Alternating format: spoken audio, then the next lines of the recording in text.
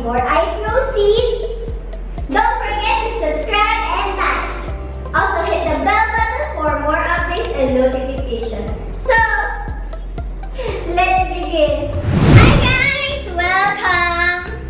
So today, ang i-introduce ko sa inyo ay ang 3-step ladder and 2-step ladder. Kaso nasa likod ko lang, nakabalot. So later ko papakita sa inyo. So ano ba ang material nila step ladders?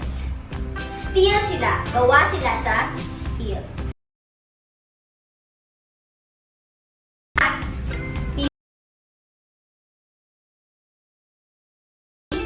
Kilograms.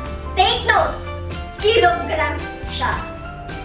Now, si two-step ladder, which is ito, so ang maximum capacity naman niya, load capacity, is 200 pounds. Isa pa, take note, 200 pounds. So, magkaiba siya. So, para saan ba usually ginagamit ang mga step ladders? Ang step ladders kasi,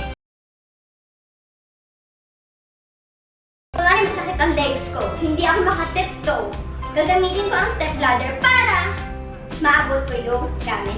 Or kapag girls, luto. Sa taas ng shelf, hindi natin abot. Bakit? Kasi maliit tayo. Sabihin natin, hindi natin abot. So, gagamit din tayo ng 3-step ladder or 2-step ladder para makaakyat at maabot yung mga kailangan natin. While ang guys naman, ginagamit siya, kunwari sa mga pag-paint ng mga ceiling,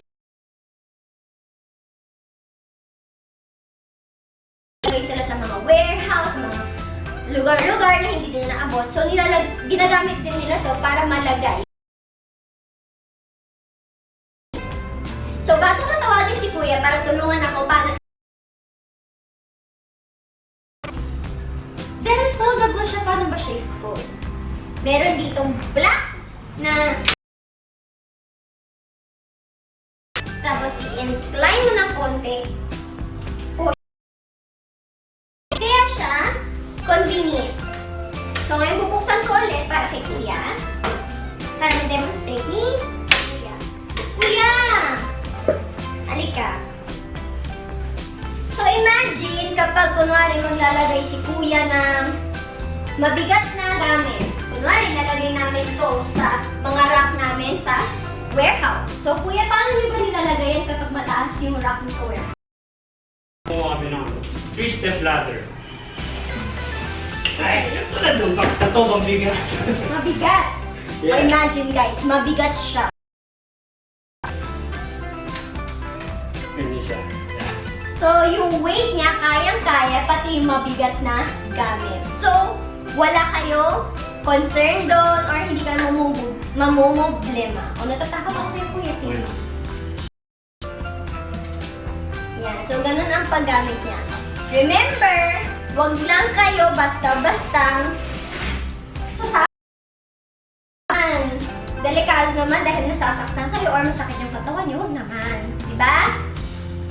So, may anti-grip or anti-slip din to. Kaya make sure lang na yung pwede naman dito. Basta wag lang yung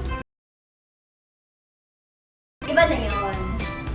So, that is it guys. That's all what I can do today for you guys. I hope na na-enjoy nyo itong video na to. I hope may natutunan kayo sa amin ni Kuya. Please look forward to mga future videos namin and watch our previous videos for support and for knowledge about cotton products. I hope to see you guys on the next video, so stay tuned and don't go away. Thank you so much guys, see you soon, bye-bye!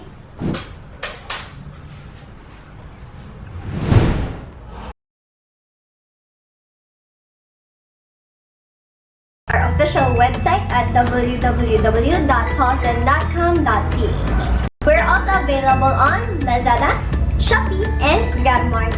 Or you could drop by our stores. Links are provided on the description below. Again, don't forget to subscribe!